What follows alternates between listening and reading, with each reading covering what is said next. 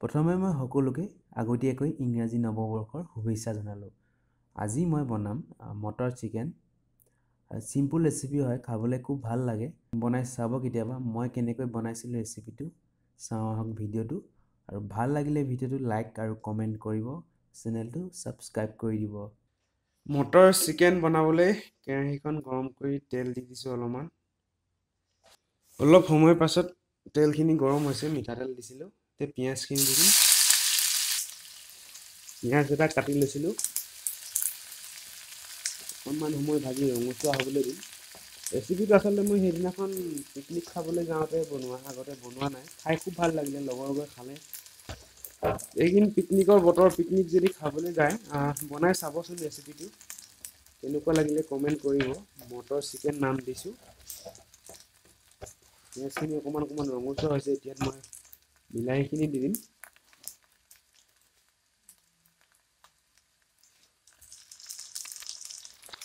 বিলাহীৰ লগতে হালধি দি দিছোঁ, জলকীয়া গুড়া আৰু অলপমান নিমখ দি দিছোঁ। গোটেইখিনি ভালকৈ মিক্স কৰি অলপ সময় ভাজি ল'ম। বিলাহীখিনি গলিব লাগিব, নিমখ সেইকাৰণে দিছোঁ। বিলাহী তেতিয়া সোনকালে গলি যায় নিমখ দিলে। আকৌ নিমখ অলপ পাছত দিম। এতিয়া বৰ্তমান দিলে অলপমান গেছৰ ফ্লেমটো মিডিয়াম কৰি ঢাকনখন মাৰি বিলাহীখিনি কোমল হ'বলৈ দিম। অলপ সময় লাগিব। অলপ সময়ৰ পাছত বিলাহীখিনি ধুনীয়াকৈ কোমল হৈ গ'ল, মানে বিলাহীখিনি গলি গ'ল। এতিয়া ইয়াত মই আদা নহৰু পেষ্ট বনাই থৈছিলোঁ মিক্সিত, সেইখিনি দিম।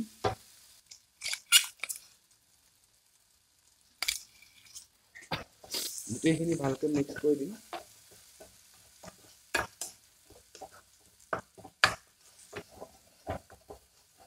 আদা নহৰুখিনি অলপমান সময় সিজিবলৈ দিম, যিহেতু অলপমান কেঁচা কেঁচা গোন্ধ এটা থাকে, সেইকাৰণে অকণমান ঢাকনখন মাৰি দিছোঁ।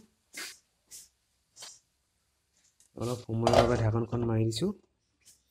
অলপমান সময়ৰ পাছত আদা নহৰুখিনি ভজা হৈ গ'ল। এতিয়া ইয়াত মই মাংসখিনি দি দিম।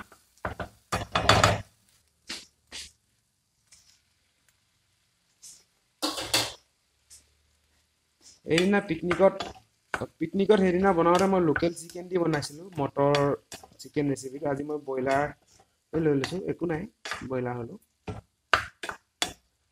বনাই চাব কিন্তু আপোনালোকে। আকৌ অলপমান নিমখ দি দিম। অথনি নিমখ দিছিলোঁ, কম হ'ব, আকৌ দি দিছোঁ নিমখ। ভালকৈ মিক্স কৰি দিম নিমখখিনি মাংসখিনিৰ লগত। চিকেন ৰেচিপি বনাইছোঁ আৰু বহুতে ৰিকুৱেষ্টো কৰিছিলে চিকেন ৰেচিপি এটা বনাবলৈ, সেইকাৰণে মটৰ চিকেন ৰেচিপিটো বনালোঁ। গেছটো মিডিয়ামত আছিলে, এতিয়া অলপমান হাই কৰি দিম আৰু ঢাকনখন মাৰি দিম। 2 মিনিটমান পাছত মাংসখিনি অলপমান গলিছেগৈ, মানে সিজিছে ধৰক।